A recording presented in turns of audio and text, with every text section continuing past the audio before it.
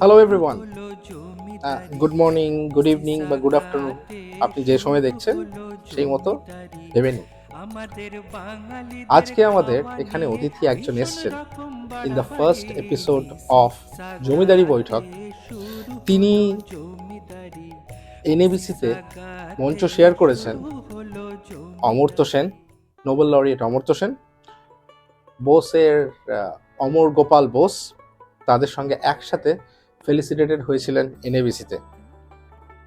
Welcome to জমিদারি বৈঠক mister Rathin Ghosh. Rathin জেঠু, thank you. নমস্কার আবিক, নমস্কার আপনাদের সকলকে। আজকের জমিদারি বৈঠকের প্রথম এপিসোডে তুমি যে আমাকে আমন্ত্রণ জানিয়েছো তার জন্য তোমাকে অসংখ্য ধন্যবাদ।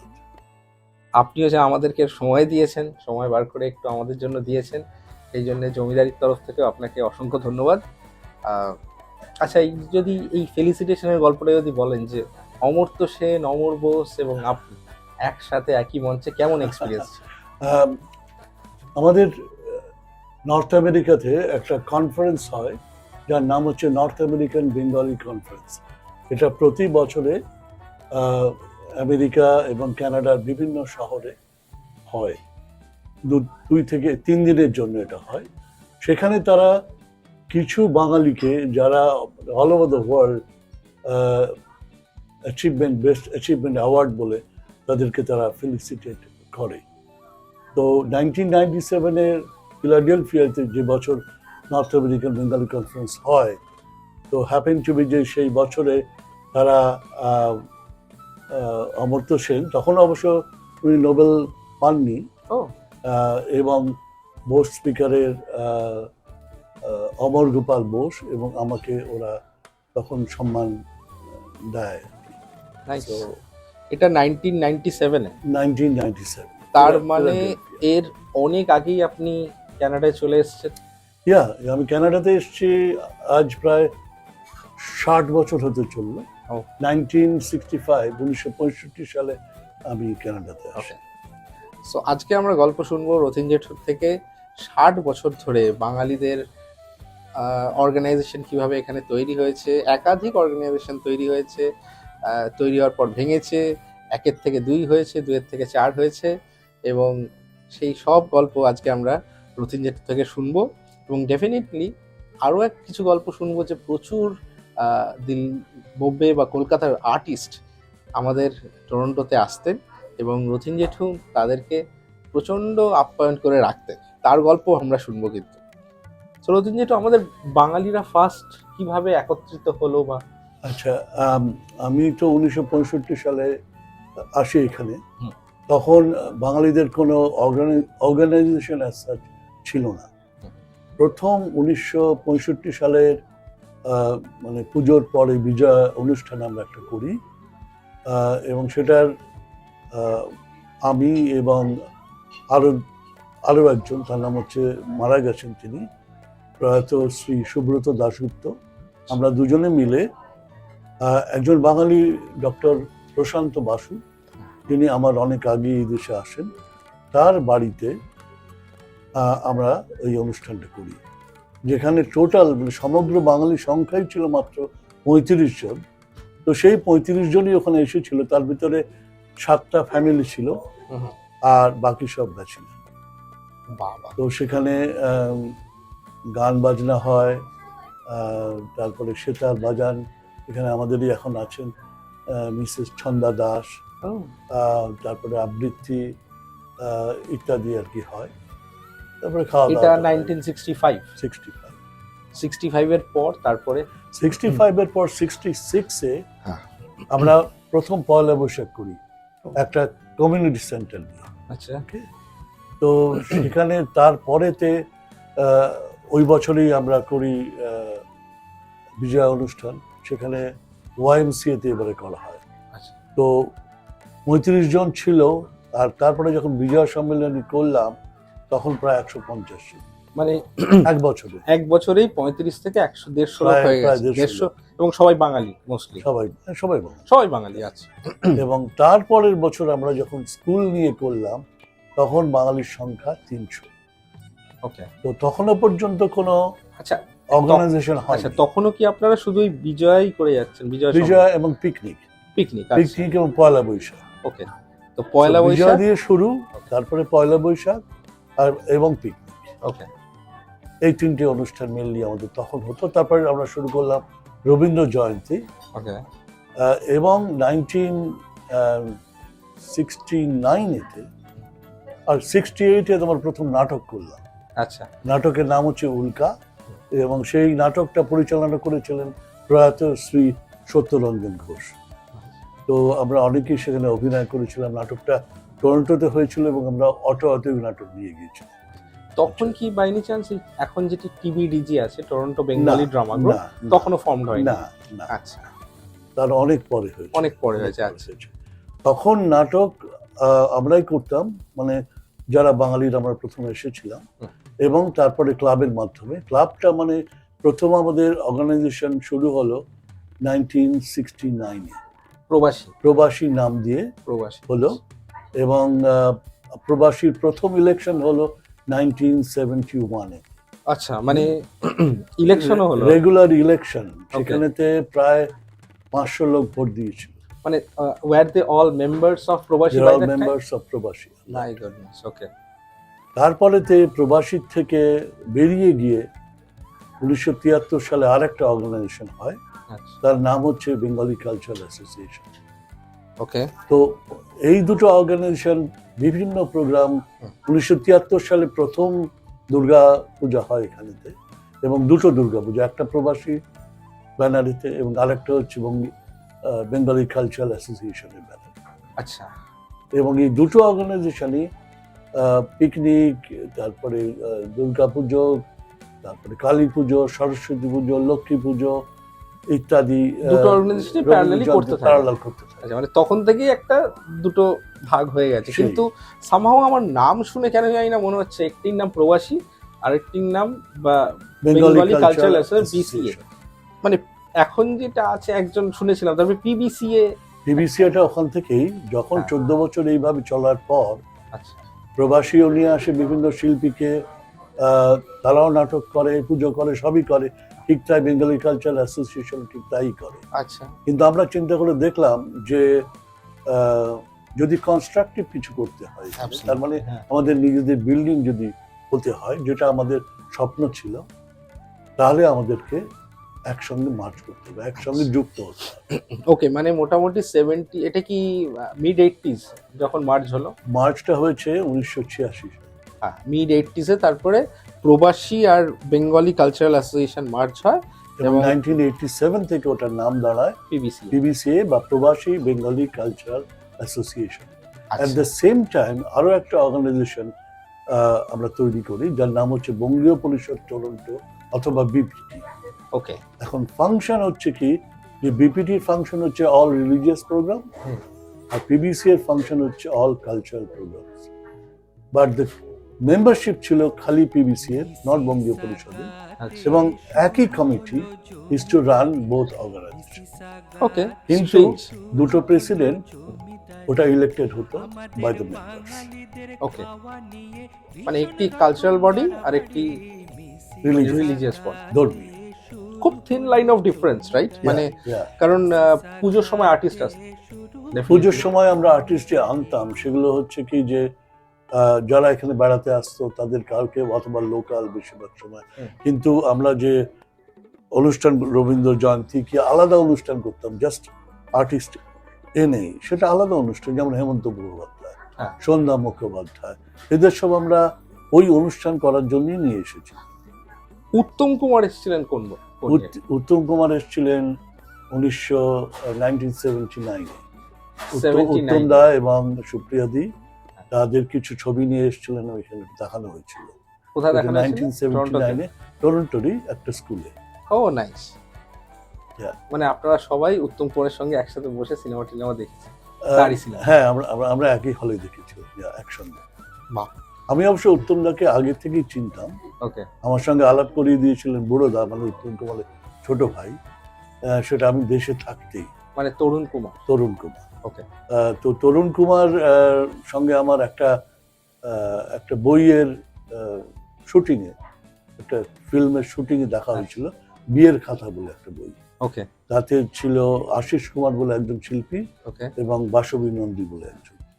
তা তরুণ দা ছিলেন, মানে বুড়ো দা ছিলেন ওয়ান অফ দ্য ক্যারেক্টার। তো সেখানে আমার সঙ্গে প্রথম আলাপ, এবং উনি আমাকে বাড়িতে পৌঁছে দেন। বাহ। তো তখন আমার অলরেডি বাড়ি, মানে বিদেশে আসা, মানে জার্মানিতে যাওয়া। আমি প্রথমে জার্মানিতে যাই, ওখানে পড়াশোনা করি। তো জার্মানিতে যাওয়ার ঠিক আগেই দেখা হয়। আচ্ছা তো তারপরে আমি ওনাকে বলেছিলাম যে উত্তম দার সঙ্গে একদিন আলাপ করিয়ে দাও। তো আরেকটা বইয়ের মহরতে আমার সঙ্গে উত্তম দার প্রথম দেখা হয়। আচ্ছা ওকে, মানে দারুণ, মানে এবার শুনেই তো গায়ে কাঁটা দিচ্ছে যে উত্তম কুমারের সঙ্গে সিনেমা দেখেছেন আপনারা একসাথে, মানে টরন্টোর কিছু লোক এখনো নিশ্চয়ই তাদের মধ্যে কেউ কেউ আসেন। হ্যাঁ, নিশ্চয়ই আছে। এবং 1981 সালে হ্যাঁ। বুড়োদা তার গ্রুপ নিয়ে, বুড়োদা এবং সত্যদা, মানে সত্য বন্দ্যোপাধ্যায় এবং রত্না ঘোষাল, আচ্ছা তারা এখানেতে টরন্টোতে আসেন। তো সেখানে আমরা তখন প্রবাসী এবং বেঙ্গলি কালচারাল অ্যাসোসিয়েশন আলাদা ছিল, কিন্তু আমরা একসঙ্গে ওই নাটক 3টে করি। নহবত, এরা মানুষ, শেষ থেকে শুরু। তো তখন বুড়োদা আমার বাড়িতে ছিল, আচ্ছা এবং ওই কাজ করতে সকালবেলা চলে যেতাম, রাত্রিবেলা ফিরে এসে ওই আমরা দুজনে মিলে একটু ড্রিঙ্ক করতাম, আর এই উত্তম দাকে নিয়ে আলোচনা, মানে ভোর 3টে-4টে অবধি। তারপরের দিন সকালে উঠে আবার কাজে যাব। না, আমি জানি, কারণ উত্তম কুমার এসেছিলেন, কারণ নায়াগ্রা ফলস এর কাছে উত্তম কুমার এবং ছবি তোলা হয়েছিল, রাইট? সুপ্রিয়া দেবীর এই ছবি photo আছে। আছে। হ্যাঁ, আমি ওই ফটোটি দেখেছি আপনার থেকে। তো এই ছাড়া আর কোন গায়ক গায়িকা এখানে? প্রচুর, মানে গায়ক গায়িকার যারা হেমন্ত মুখোপাধ্যায়, সন্ধ্যা মুখোপাধ্যায়, মান্না দে, শ্যামল মিত্র, দ্বিজেন মুখোপাধ্যায়ের প্রথম অনুষ্ঠান নর্থ আমেরিকাতে, কানাডাতে 1974-এ আমি করেছিলাম, মানে আমি একক করেছিলাম। তাছাড়াও ক্লাবের মাধ্যমে প্রচুর শিল্পী এসেছে এখানে। যেমন আমরা যখন বসন্ত উৎসব করেছি, তখন মনশ্রী সেনগুপ্ত, শিবাজি চট্টোপাধ্যায়, অরুন্ধতী হোম চৌধুরী, শ্রীরাধা ব্যানার্জি, লোপামুদ্রা মিত্র, অন্তরা চৌধুরী, সবিতা চৌধুরী, মানে কত নাম বলবো। সবাইকে নিয়ে এসছি প্রতি বছরে এখানেতে, সাহেব চট্টোপাধ্যায় ইত্যাদি। তারপর নাটক করতে এসছে 1982-তে নিয়ে এসেছিলাম সুবীর সেন এবং সুচিত্রা মিত্রকে গান গাওয়ার জন্য। তো সেখানেও একটা মজার ঘটনা হয়। শুনি। অনুষ্ঠানের পর আমার বাড়িতে একটা পার্টি হয়। তো সেখানে আমার জানাশোনা প্রায় 70-80 জন এসেছিল। তো খাওয়া দাওয়ার পর আমরা বললাম যে চলো একটু গান বাজনা হোক। তো তার আগে সুবিধাকে বললাম কি খাবে, সুবিধা বললো হুইস্কি। সুইতের দিকে বললাম যেরকম, সুইতে দিয়ে আপনি কি, আপনাকে সফট ড্রিঙ্কস দেবো? অবশ্য সুইতের সঙ্গে আমার আগের থেকেই আলাপ, দেশের থেকে এখানে 75-এ প্রথম আসেন, তখন থেকে একটা গ্রুপ নিয়ে এসেছিলেন। যাই হোক, আমি জিজ্ঞেস করলাম যে আপনাকে কি সফট ড্রিঙ্কস দেবো? বলে কেন, তুমি সফট ড্রিঙ্কস কেন বলছো? সুবীর কি খাচ্ছে? আমি বললাম সুবীরদা হুইস্কি খাচ্ছে। বলে আমাকে হুইস্কি দাও। ঠিক আছে, দিচ্ছি। তারপর নিচে গিয়ে আমাদের লোকাল 2-1 আমার বন্ধু বান্ধব গান টান করলো। সুবীরদা কয়েকটা গজল গাইলেন, মানে সুবীর সেন, সুচিত্রা দিয়ে এলেন। সুচিত্রার দিকে বললেন যে আচ্ছা সুচিত্রা দি, আপনি তাহলে কয়েকটি রবীন্দ্রসঙ্গীত শোনান। সুচিত্রী বললেন কেন, আমি কি রবীন্দ্রসঙ্গীত ছাড়া আর কিছু জানি না? হ্যাঁ, এক হাতে হুইস্কির মানে গ্লাস, আর দাঁড়িয়ে দাঁড়িয়ে উনি আইপিটি এর প্রখ্যাত সমস্ত গানগুলো উনি আমাদের শোনালেন একের পর এক, মানে বিউটিফুল, মানে সত্যি তুলনা হয় না। এই সমস্ত স্মৃতি মনে রয়েছে এবং টেপও করে রেখেছিল, আমার অডিও পোর্শন আছে। এখন কি সেগুলো সিডিতে বা কিছুতে? হ্যাঁ আছে, আবার ক্যাসেটে আছে। ওকে, নাইস। তো ডেফিনেটলি তো আমরা অনেকটা এগিয়ে এসেছি। 1980s-এ আমরা জানতে পারছি যে তখন দুটো অর্গানাইজেশন মাত্র বাঙালিদের, একটি পিবিসিএ এবং একটি বিপিটি, এবং দুটোই run by same members same committee. আচ্ছা, তখন মোটামুটি যারা বাঙালি আসতো তারা এই একটিরই, মানে আচ্ছা আমাদের ক্লাবটা কবে আসলো? না, সেটাই আসছি। আমরা দুর্গাপুজো 73 থেকে আনটিল নাও পর্যন্ত করে যাচ্ছি। তো প্রথম দিকে আমরা কমিউনিটি সেন্টার নিয়ে করতাম, পরেতে হারবার ফ্রন্টে হিউজ জায়গা নিয়ে প্রবাসী দুর্গাপুজো করতো, প্রায় 35 থেকে 50,000 স্কোয়ার ফিটের জায়গা নিয়ে হারবার ফ্রন্টে। সেখানে সেটা ছিল 1977 থেকে আনটিল 1986 পর্যন্ত। 87-এ আমাদের একসঙ্গে দুর্গাপুজো আমরা শুরু করলাম। আচ্ছা 1988-এ আমাদের নিজেদের building which is Tagore centre টরন্টোতে আমরা কিনলাম, এবং ওই বিল্ডিং হচ্ছে প্রথম cultural centre in the world by the Bengalis outside India. Okay, এবং we are really proud of that. আজকে বলবো কি আমাদের সেই বিল্ডিং এর উই পেড অফ টোটালি, এবং অনেক কষ্ট করে এখানকার কমিউনিটি, বেঙ্গলি কমিউনিটি ওটাকে বাঁচিয়ে রেখেছে এবং গড়ে তুলেছে। তার জন্য মানে প্রচুর প্রচুর লোককে অসংখ্য ধন্যবাদ, তারা পকেটের পয়সা Thank you. দিয়ে এটাকে বাঁচিয়ে রেখেছে। রিয়েলি যারা এই এরকম নর্থ আমেরিকার বুকে একটি বাঙালি ক্লাব, মানে যার নিজস্ব বিল্ডিং আছে, এরকম মনে হয় সম্ভবত আর কানাডাতে আছে কিনা জানি না, মন্দির আছে, মন্দির আছে, but as a Kalibari club, আছে, দুর্গাবাড়ি আছে, অ্যাজ এ ক্লাব মনে হয় অ্যাজ এ এরকম ক্লাব না, অ্যাজ এ মানে কমিউনিটি, অ্যাজ এ মন্দির মানে কালচারাল অর্গানাইজেশন হ্যাঁ। হিসেবে নেই। মানে নর্থ আমেরিকাতেও নেই মনে হয়, ইউএস না, তেও কারোর মনে করতেও- বিল্ডিং নেই। করতে হবে।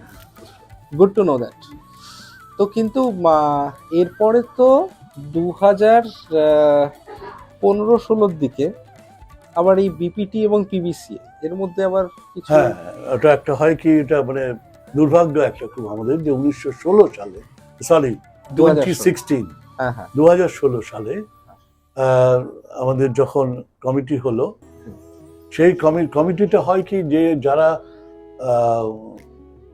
দুজন প্রেসিডেন্টকে মেম্বাররা ইলেক্ট করে, কিন্তু অফিস বেয়ারার যেমন ভাইস প্রেসিডেন্ট, জেনারেল সেক্রেটারি এবং ট্রেজারার, এদেরকে সিলেক্ট করে ইলেক্টেড বোর্ড, আর এই বোর্ডটাকেও মেম্বারসরা ইলেক্ট করে, তাতে 11 জন থাকে।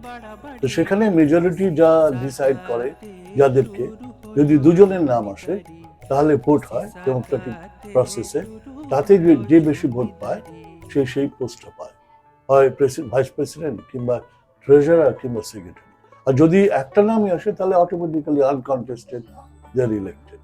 দ্য হ্যাপেন টু বি 16-এ বিবিসি এর কোনো প্রবলেম হলো না, কিন্তু বঙ্গীয় পরিষদ টরন্টো দুটো নাম এলো, ভাইস প্রেসিডেন্ট এবং ট্রেজারারের জন্য।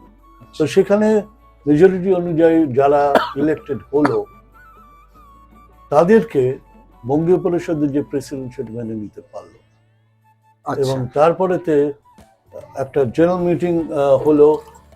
সেই জেনারেল মিটিং এতে দিন, যেখানে প্রায় 100-র উপর লোক এসছে, তাদেরকে দরজাটা লকটা চেঞ্জ করে দেওয়া হলো, যার ফলে কোনো মেম্বার ঢুকতে পারলো না।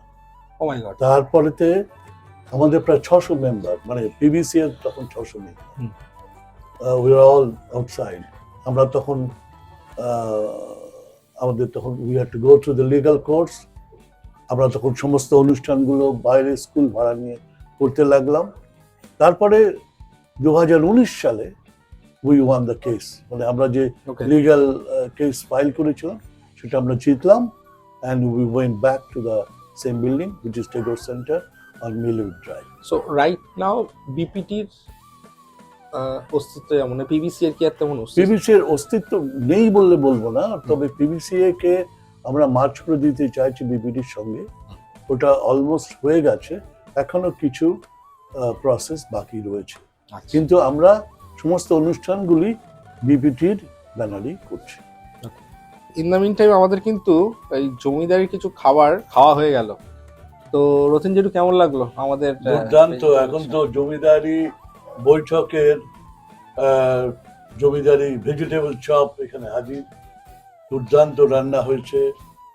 আই স্ট্রংলি রেকমেন্ড আমাদের জমিদারি রেস্টুরেন্ট, যার মালিক এখানে বসে রয়েছেন, শ্রী অভিক চক্রবর্তী।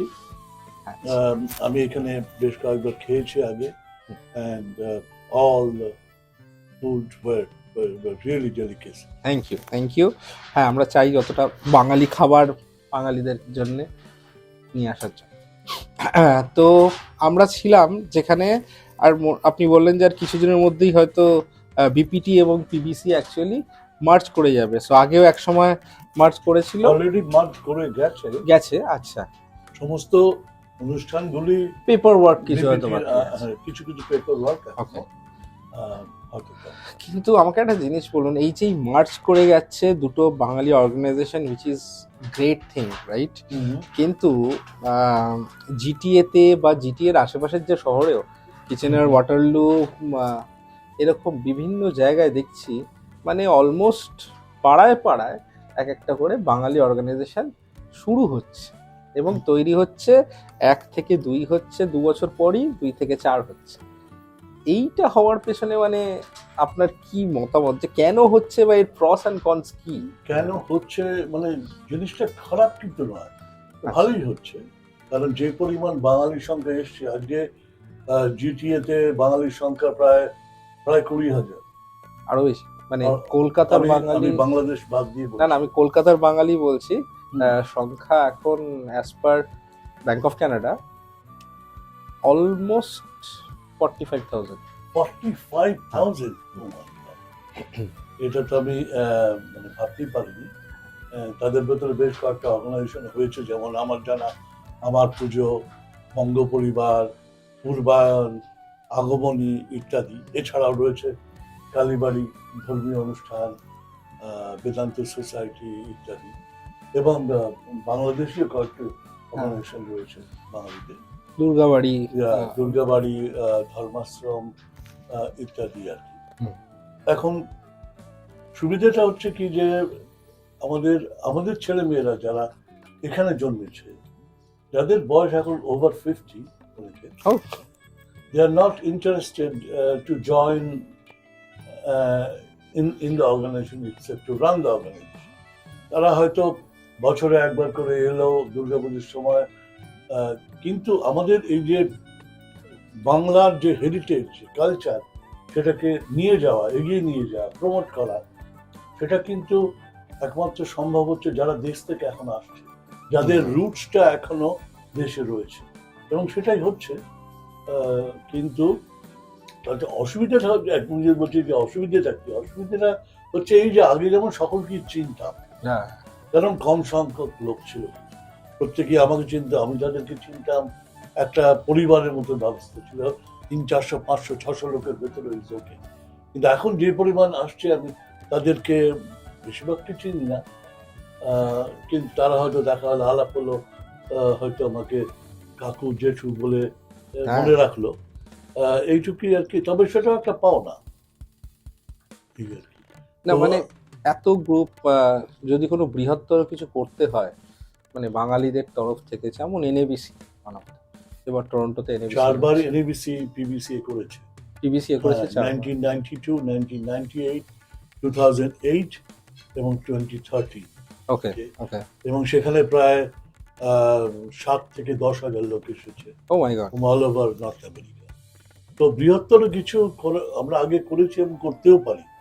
তো আমার ইচ্ছা আছে যে আমার জীবৎকালীন যদি ক্যানাডিয়ান বেঙ্গলি কনফারেন্স আমরা করি, তাহলে এখন যা জিনিস দাঁড়িয়েছে, আমাদের আমেরিকার উপর নির্ভর করার প্রয়োজন নেই। উই হ্যাভ এনাফ ক্রাউড, 10,000 লোক আনা আমাদের পক্ষে অসম্ভব। ফ্যান্টাস্টিক। এবং সেটাই আমি বলবো যে সকলে মিলে, নট জাস্ট পিবিসিএ but or BPT, along with all other Bengali organisation যারা পুজো করছে, তারা সবাই মিলে যদি এটা করতে, that will be an achievement.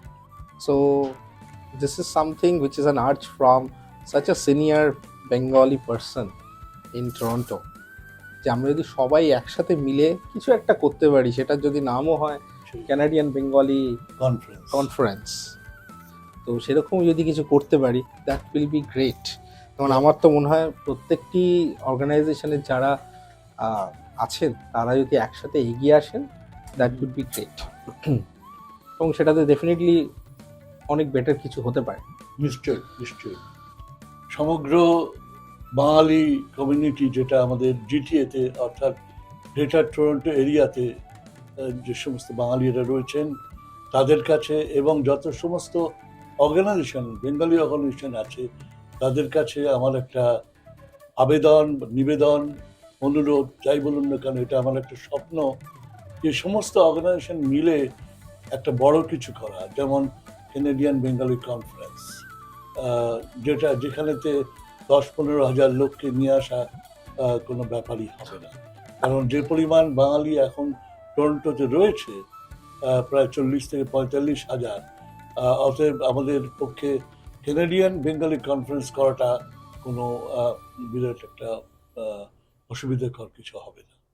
And that is my dream. I hope that someday my dream will be fulfilled. আপনাদের কাছে আমার একান্ত আবেদন। তাহলে বেঙ্গলিজ অফ জিটিএ বা ইভেন এখন জিটিও তো এখন বিশাল বড় হয়ে গেছে, কিচেনার ওয়াটারলু এইদিকে ইস্টের দিকেও অনেকটা বেড়ে গেছে। সো সবাই মিলে, আমরা প্রত্যেকটা বাঙালি মিলে যদি কোনো একটা এরকম ক্যানাডিয়ান বেঙ্গলি কনফারেন্স একেবারে করতে পারি, that would be a great idea.